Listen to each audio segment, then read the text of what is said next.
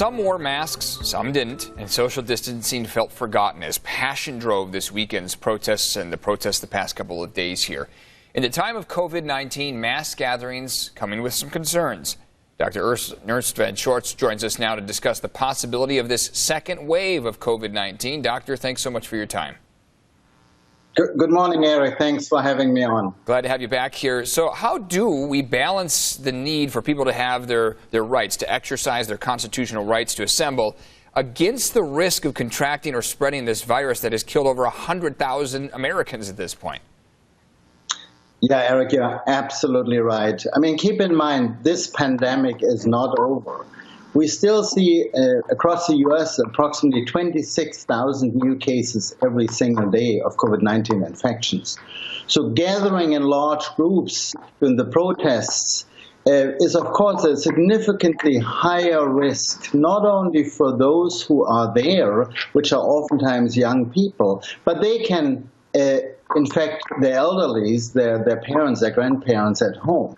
So the only way to prevent possible infection, and we can't prevent it 100%, as you know, is, of course, by keeping a social distance of at least a meter.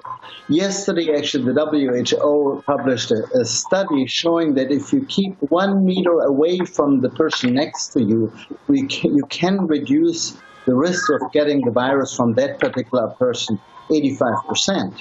If you wear a mask, in addition to that, you reduce that risk further. Not 100%, of course, but it helps. And during those protests, of course, and which is a very honorable thing, as you know, and we all support it, there's a lot of chanting, there's yelling, there's screaming. Right. There's a higher secretion of droplets and a higher expulsion of droplets. So this exposes everybody around the individual person to droplets ingesting and then contracting possibly the virus. A lot of these protesters, doctors, will say, look, there's strength in numbers. We need to be together, shoulder to shoulder, marching so people hear what we've got to say. We show of force. I mean, how can they protest in a healthy way? Is that possible to do while distancing?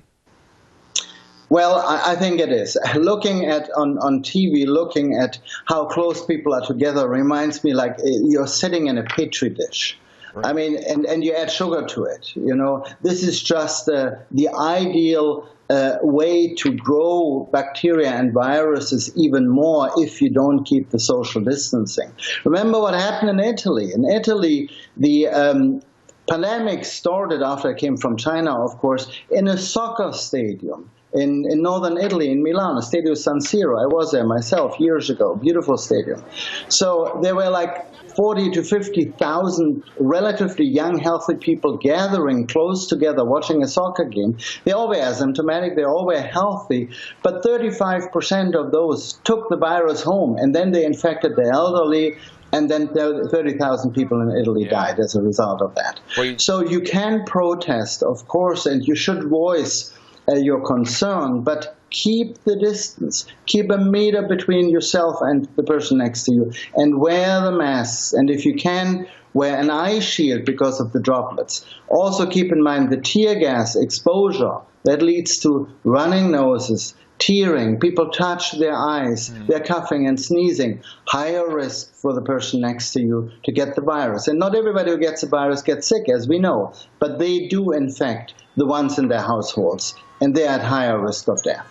Doctor, we really appreciate your time. Real quick before you let you go, the older population, the stress too has something to do with this, right? That could put them in a more vulnerable situation.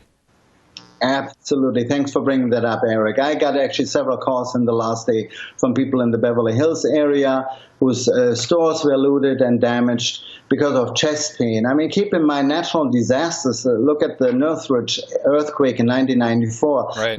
An increased number of cardiovascular deaths, and that's what we are expecting here too. All right, Doctor, thanks so much for your time, as always, shedding the light on it. We certainly hope we don't see that sizable second wave. Thanks again. Thank you so much, Derek, for having me.